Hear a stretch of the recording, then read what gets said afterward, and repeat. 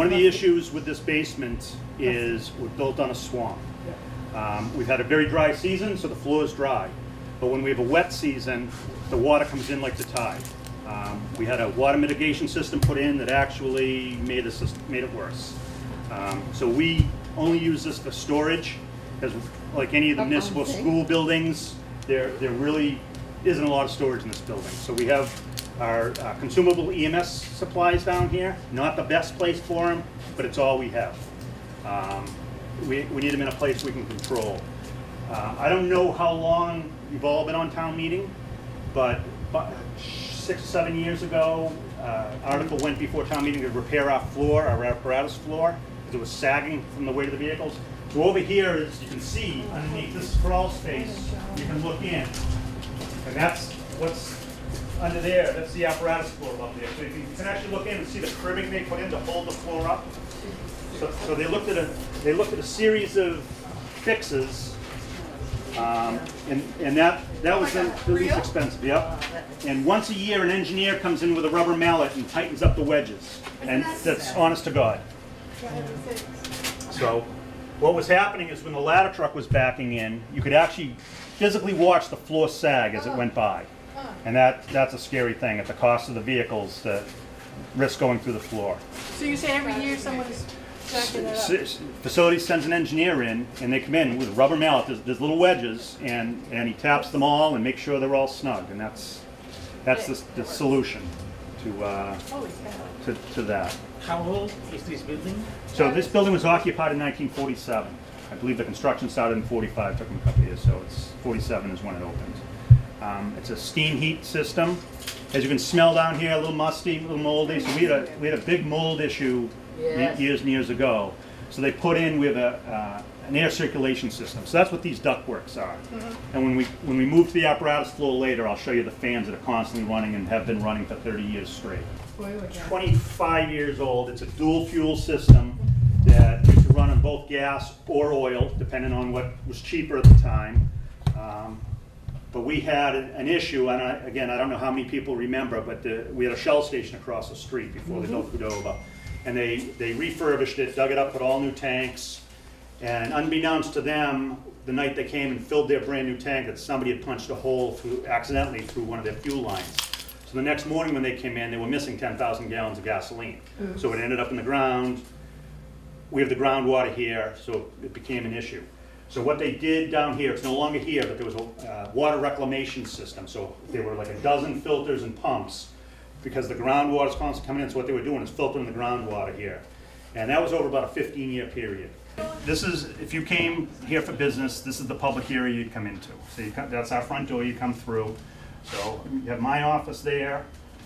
This space over here was formerly the dispatch area before we had a combined dispatch down at the police station. So now this is where the officers and firefighters do their computer work. So we need file cabinets, computers, desks, and whatnot. But it's a small space for a lot of people.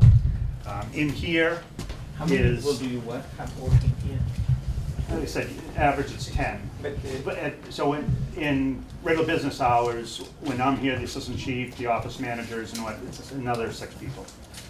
But So 16. 16 in total, or 16 during the day? During the day. But the whole staff is a number of 32 or? No, we have 63 personnel. 63. Yeah, because there's 4 working shifts that do it.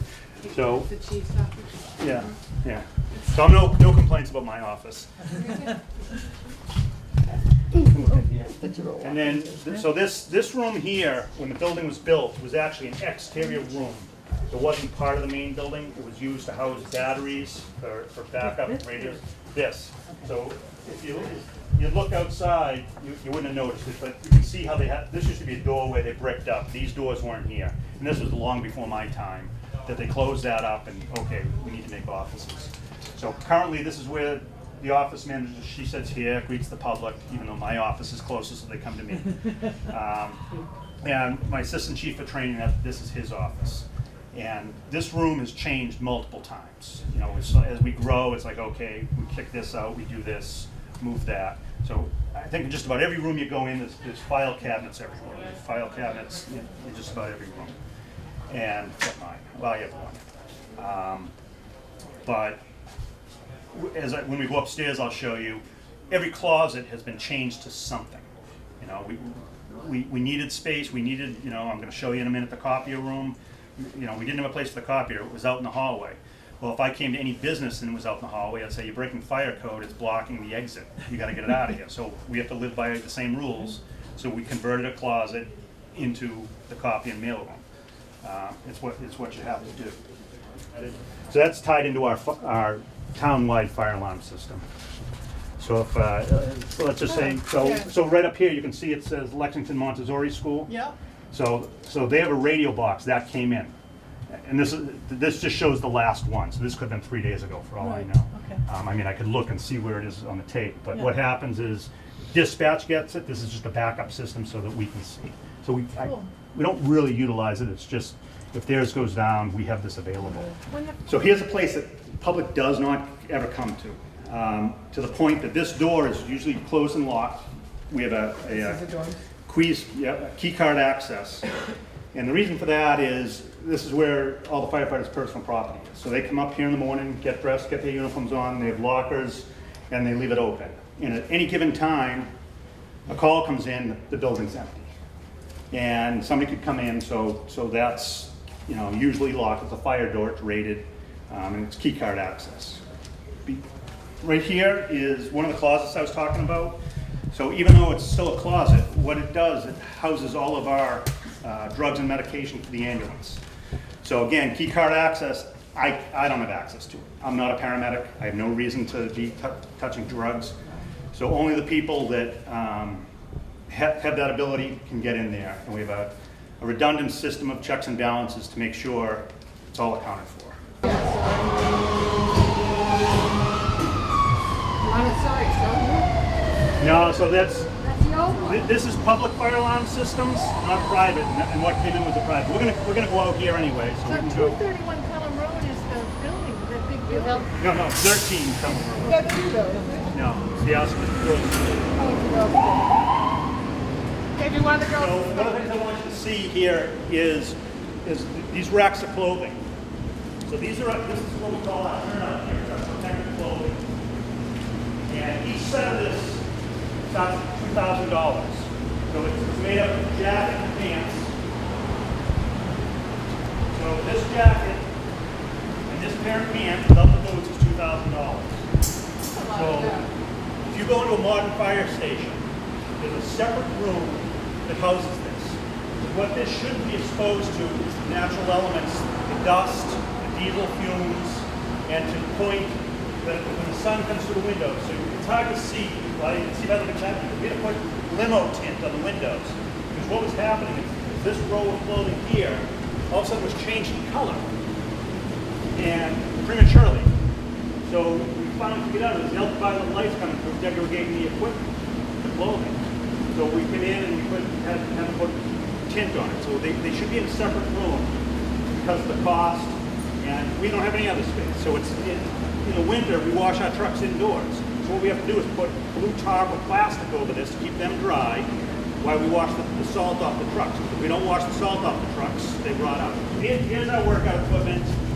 The equipment isn't bad, the space could be a little bigger, but you know, not even complaining about the space. What the issue is the conditioned air. It doesn't have it. So yesterday when it was 92 degrees and humid, picture yourself trying to work out here. It doesn't happen.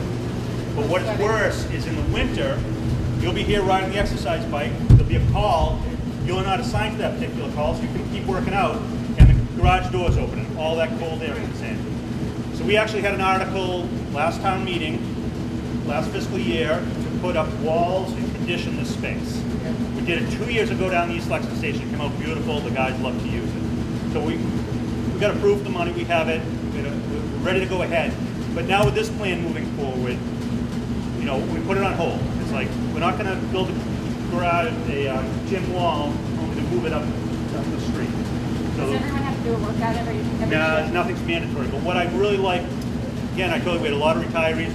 We have a core group of younger firefighters that like to work out. So I want to foster that. So whatever I can provide for them to keep them in tune with that, I'll do. So Like I said, they were on the committee to design how they wanted this to be situated.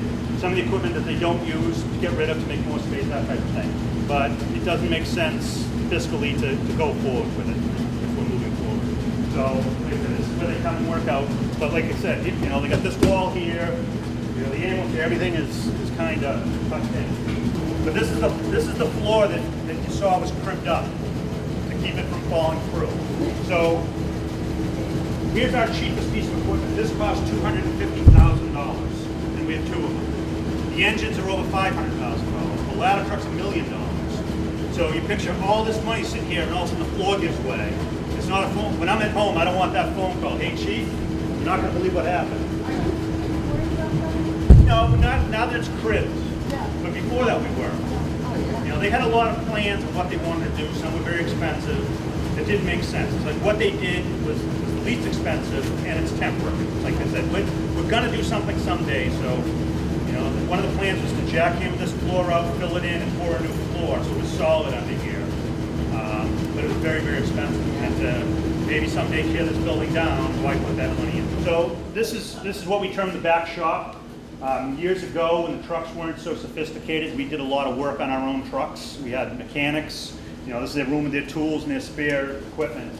But now the trucks are very complicated, computerized and whatnot, so we send them out to a vendor to have them repaired. So we do stuff like light bulb changes and belts and whatnot. But this is our temporary storage.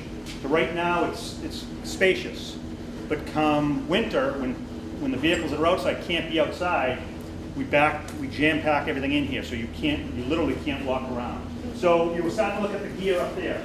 So every firefighter has two sets of turnout gear.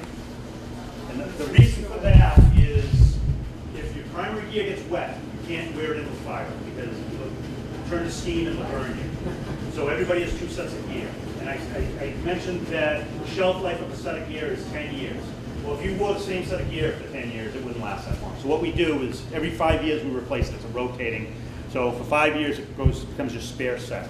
So if a firefighter gets his gear wet, he comes out here, puts a step ladder up, finds his second set of gear in there and pulls them down. Again, they shouldn't be stored up there like that. They shouldn't be open to the environment like that. We don't have a choice. That's where they have to be. This blue piece of equipment, that's our air compressor for all our breathing air, for the bottles we wear when we go into fire, so we can fill them up ourselves, much like scuba tanks. One of our biggest businesses is fire prevention. You know, the majority of the public that comes in for fire prevention, to get permits, to check on different aspects of their own property, to have plan reviews. So this is our fire prevention office. So ironically, this trailer belonged to the permanent building committee. So when the permanent building committee was done with its temporary trailer, we inherited it. So we have 3 full-time personnel that work in here. The assistant chief of fire prevention, the fire prevention clerk, and the fire inspector. The building doesn't have a bathroom. When it's raining, there is no roof between the main building and the closest door is the one we went in when we first went in the building.